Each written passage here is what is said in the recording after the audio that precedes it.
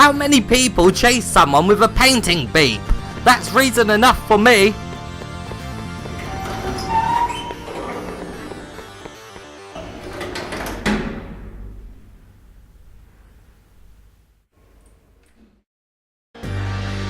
I have a bad feeling about this. 18 Flaws review for the PlayStation VR. Let's begin!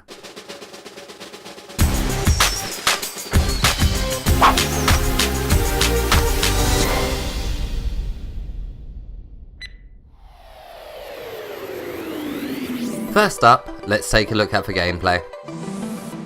18 Floors is a room escape game. An elevator takes you to a floor, and it's up to you to solve puzzles to open up the elevator door again. To move around the world you will be teleporting, and the game does only use snap turning. Although the game does use 45-degree snap turning, it is never a problem, as all of the puzzles you will be interacting with are positioned so that you can be standing right in front of them. There is actually a really good selection of puzzles here, and it's quite hard to talk about them without giving away spoilers, as they are solved in a variety of ways.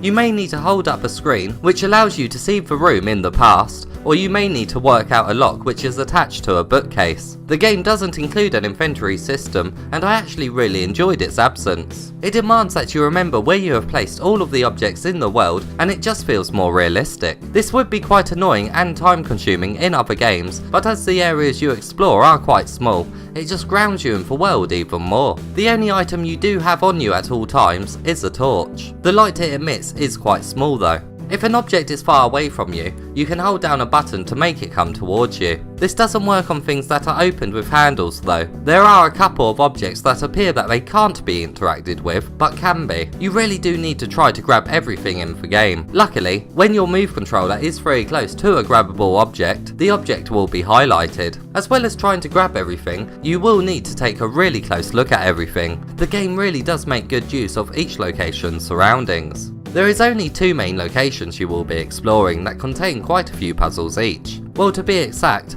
there is 3 locations in total, but one is a very brief tutorial. At first this may appear as a horror title, and there is a few moments where the lighting is played with and some creepy sounds are heard, but honestly, nothing scared me at all. There are a couple of moments when you think the game is really going to explore the horror genre, but it never quite gets there.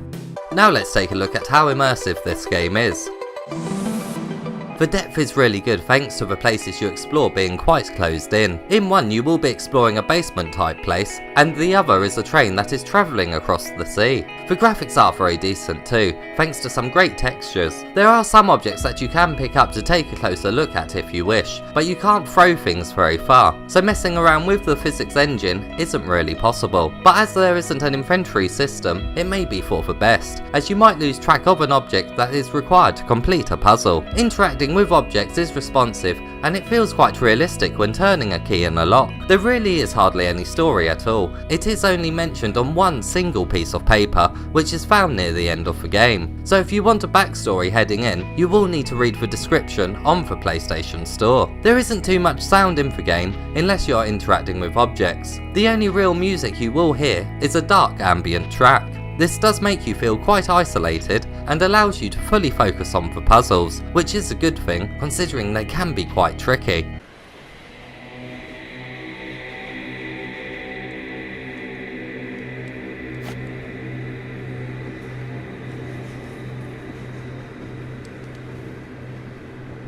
Now let's take a look at the setup and what controllers the game supports.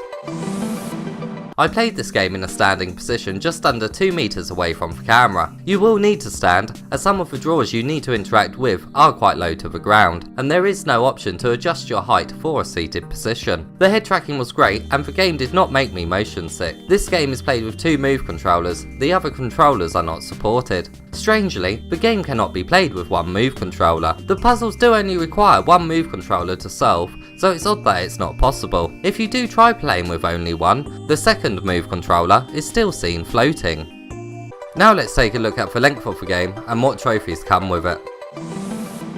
I did get stuck a couple of times and I did end up having to use a walkthrough, so my playtime shouldn't be fully taken into consideration, but in case you still want to know, it took me around 2 hours to beat. I'm not going to show the trophies, as they may give hints to some of the puzzles. In total there are 6 trophies that can be achieved. There is 4 silver and 2 gold. They are rewarded after picking up certain objects or completing a puzzle. It's a bit of a weak list, but it does follow the trophy formula for a puzzle game. And now it's time for the verdict. If you go into this game expecting an amazing horror experience, you will be left quite disappointed. This game really is all about the puzzles. If you enjoy room escape games, then you will most likely enjoy this one. It has some challenging puzzles that leave you very satisfied when you complete them, and the game does require you to explore every nook and cranny of the virtual space, which helps to immerse you in the world more. I actually found the variety here to be some of the best I had experienced in a room escape game on the PSVR. Be warned though, that this is an episodic series and does only include 2 floors in the first part. Hopefully we will get to see the other 16 floors, as the puzzles here are a lot of fun to solve, and the premise of each floor having a different location opens up a whole load of possibilities. What is this witchcraft beep? The elevator has 18 floors, but we can only select 2. We are never gonna get out of this building. Well, that's an improvement, beep. Mwah! This is my week's entertainment sorted! Beep t-shirts are now available. Check the link in the description of this video for more information.